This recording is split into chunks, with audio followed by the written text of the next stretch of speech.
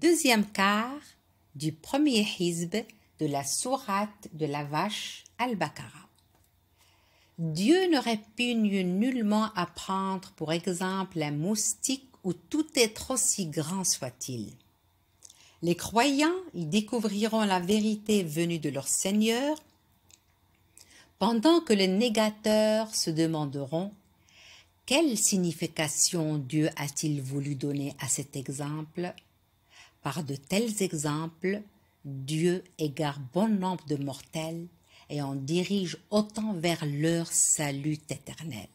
En vérité, Dieu n'égare que les êtres pervers qui violent le pacte qu'ils avaient conclu avec lui, qui rompent les liens qu'il avait ordonné de maintenir et qui provoquent le désordre sur la terre. Ce sont ceux-là les vrais perdants.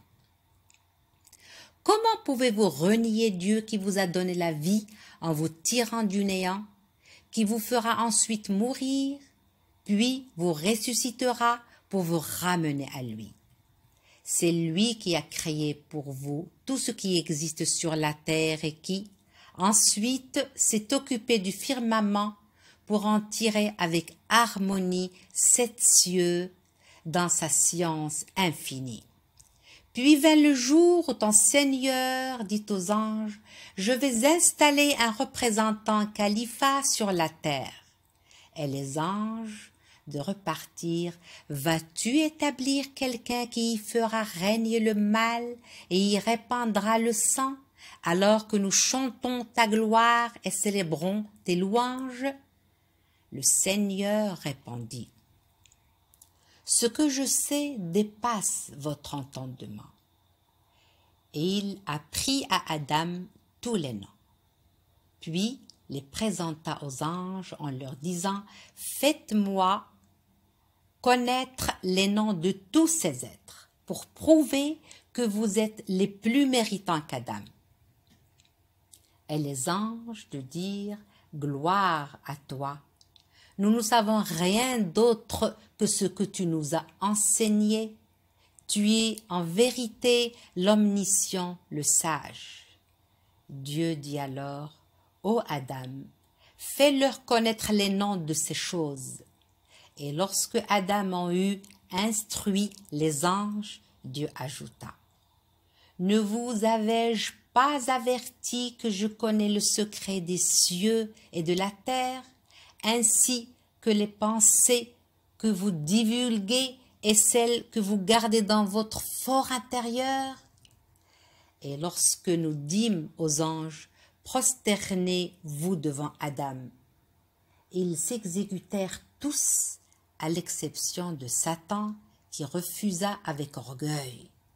Il fut ainsi du nombre des infidèles.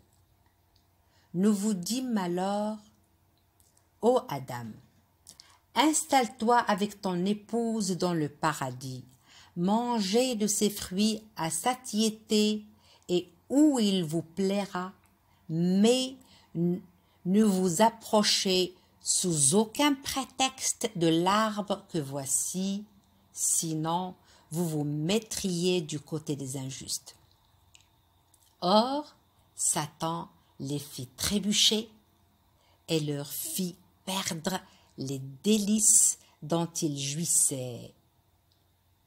Nous leur dîmes alors, « Quittez ces lieux et installez-vous sur la terre et vous serez ennemis les uns les autres.